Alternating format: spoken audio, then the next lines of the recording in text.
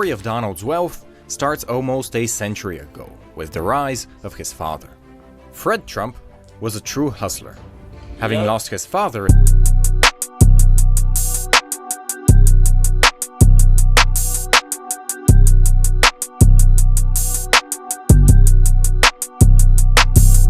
Alright, y'all see the title. We're gonna learn about how Donald Trump got rich, how he got his money. Let's go. President Donald Trump, a very polarizing figure whose wealth lies at the heart of his public persona. For decades, Trump has presented himself as a self-made billionaire who started out with nothing more than a $1 million loan from his father. And yet, as it turns out, Donald's father, Fred Trump, had a much bigger part to play in his son's rise to prominence. They don't look nothing alike at all. In this video, we're gonna look behind Trump's billions to see how he really got his real estate empire. This nigga own towers, bro. This video is brought to you by Cheddar, who just released an awesome video on how some of the most expensive apartments in New York City pay less property tax than your average home. Find out how by watching their video. Nah, I'm good. The story of Donald's wealth starts almost a century ago with the rise of his father. Fred Trump was a true hustler. Having lost his father at the age of 12, Fred had to learn how to work, and the industry he got into was construction. He had built his first residential house by the time he was 20, and he got into this business at 20 years old and you building a house, bro. Look at the blueprint, though. Porch, living room, another porch. Bro knew what he was doing, what he was trying to get at with this house. Bath, hall. Yeah, this house is nice. It's probably built in California, though. a very opportune moment. You see, President Roosevelt had just signed the New Deal, which among other things wanted to encourage residential construction, providing very cheap loans and subsidies that Fred was very eager to take. Yeah, in fact, from the 1930s onwards, America enacted housing subsidy after housing subsidy, starting with the New Deal, then with military housing during World War II, and finally with the post-war housing boom enabled by the GI Bill. As the American home ownership rate jumped by 20% in the span of just 3 decades, Fred Trump amassed a fortune, largely enabled by the vast sums he was receiving from the government. In 1949 alone, the FHA gave him a $26 million loan to build 2 apartment complexes in Brooklyn. Whoa, why did they just give it to him, though? That's crazy. Of course he asked for it, but that's wild. 26 mil on apartments in Brooklyn? Shorehaven and where Beach the money Haven. started. That's how What's interesting, though, is not that he got rich using government money, which is actually pretty typical, but that he began a massive campaign of funneling money to his children when he was just 40 years old. The numerous methods he used were simple, but effective. Before building those 2 apartment complexes in Brooklyn, Fred purchased the land they would be built upon, using his company. He then created a trust whose beneficiaries were his children, and he donated the land to the trust. Now, because Fred's construction company was no longer the owner of the land, he would have to lease it. This nigga created generational wealth while building apartments. He took the money he was making with the apartments and put it in a trust for his kids. That's smart, bro. From the trust through a contract known as a ground lease. Under this contract, the trust would receive $60,000 a year for the next 99 years, creating a steady stream of income for Donald, who at the time was only 3 years old. But the ground leases were just the beginning, because over the next 20 years, Fred would start to transfer the buildings themselves to his children. He'd buy a plot of land through an empty corporation, building apartments on it with government money, and then he would gift the company's shares directly to his children. Now, this isn't a very complicated scheme. Imagine going to school one day and being like, oh, my dad does this for work. Nigga, I own the apartment you stay in. That's crazy. I own that. In fact, it actually incurs a lot of gift tax, which Fred doesn't seem to have paid. If you go through his tax returns, it shows that he paid gift tax on only 1 out of the 8 buildings he transferred this way. He built it through a partnership for $2.5 million in 1968, and a year later he gifted 15% of the partnership to each one of his children. That's a smart move. All the money he was making, some of it for sure was going back to his kids. That right there, that's crazy. That's generational wealth. If you do the math, the gift tax should come close to $100,000, but he only paid $6.5. Of course, it's worth noting that Fred Trump has been pursued by the state of New York multiple times during the 50s and 60s for underpaying his taxes. Despite these issues, though, he had no problem obtaining millions of dollars in subsidies, no doubt thanks to his political connections. In fact, it is during this period that Fred built his greatest project, the Trump Village, for which he received $50 million from the state of New York, in which he would also pass down to Donald through questionable means, but that happens later. After graduating from college in 1968, Donald of course went to work for his father. And this is when the wealth transfer really kicked into high gear. In 1972, Donald and his father formed a partnership to secure an $8 million loan to build Prospect Tower. Interestingly enough, even though it was Fred who did all the work, most of the profits went to Donald.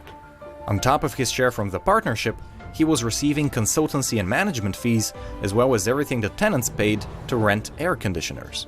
By 1975, Donald was getting over $300,000 per year just from that building. And if you sum up everything else, $3K a year just from one building? This nigga was playing Monopoly, bro. He's playing Monopoly. By the time he was 29, he had pocketed $9 million from his father. Of course, Fred's goal wasn't just to enrich Donald, but to build up an image for him to help start his career. A 1976 profile of Donald put his net worth at $200 million, when in reality, the projects he was claiming as his own were really his father's. At the time, Donald was the president of the Trump Organization, which carried with it a hefty salary, but on top of that, he was constantly receiving loans from Fred. In 1979, Donald received loans for a total of $3 million from his father's companies. And I wish I could receive $3 million from my dad. That's crazy money, bro. What would we do with $3 million? I don't even know. Start a plumbing business. the way these loans were structured is very interesting. They did come with a certain amount of interest, but it was paid back as soon as the loan was taken out. And because the loan had no repayment plan, Donald was free to keep the money indefinitely. That's crazy. These loans and many more came flooding into Donald's wallet when he began his first project in Manhattan, converting the Commodore Hotel into the Grand Hyatt between 1979 and 1980. The exact same loans would appear a second time when Donald was building Trump Tower between 1980 and 1983. During this time, Fred masterminded another scheme for his children.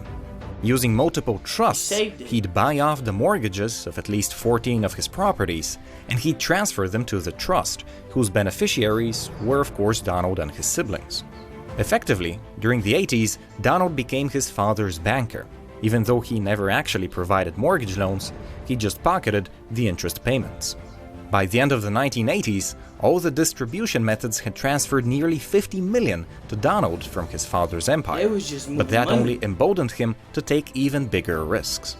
In 1988, he bought the Plaza Hotel for over $400 million, and a year later, he spent over $350 million on Eastern Airlines, which he quaintly named Trump Shuttle.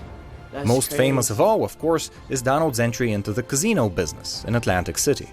While that story is vast enough for a whole video on its own, what matters is that when Donald's casino started failing in the early 1990s, it was Fred who propped things up.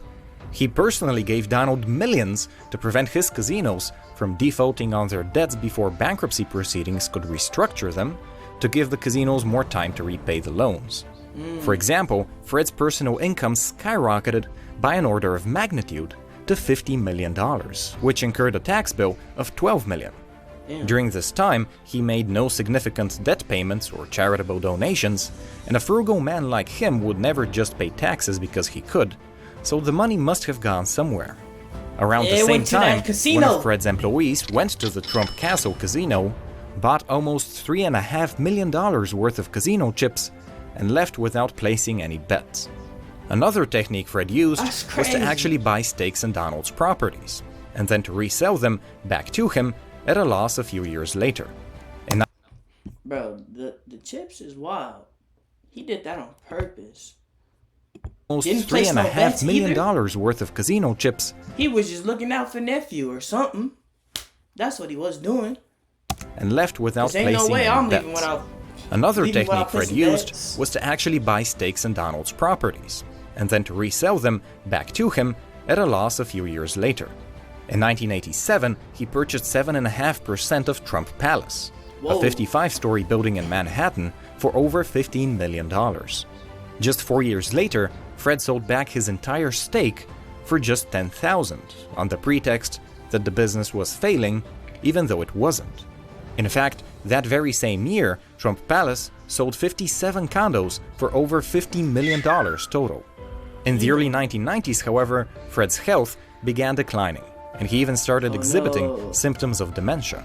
Because he still hadn't transferred the majority of his wealth to his children, he began an impressive program to siphon everything he had left to them without paying estate taxes before he died. That's In smart. 1992, Fred was his a children smart incorporated a maintenance company, which immediately became the subcontractor for all of Fred's buildings. All the millions of dollars Fred's properties spent on repairs and improvements started going through this one company, and they all incurred a large markup. During the next few years, the costs for Fred's empire went way up. In the case of Beach Haven, trash compacting services increased in price by 64%, janitorial 64%? supplies went up by 100%, and plumbing increased by 120%. In 1994, Donald and his siblings also became the managers of Fred's buildings to further drain cash from the empire. By 1999, the methods Fred masterminded were providing each one of his children with $2.2 million of income per year. 2.2 Eventually, a when year. the day came to transfer the properties themselves, the only thing that mattered was at what price the buildings would be valued. And to that extent, Donald and his siblings hired a Fred was notorious smart. real estate appraiser to help them out with their problem.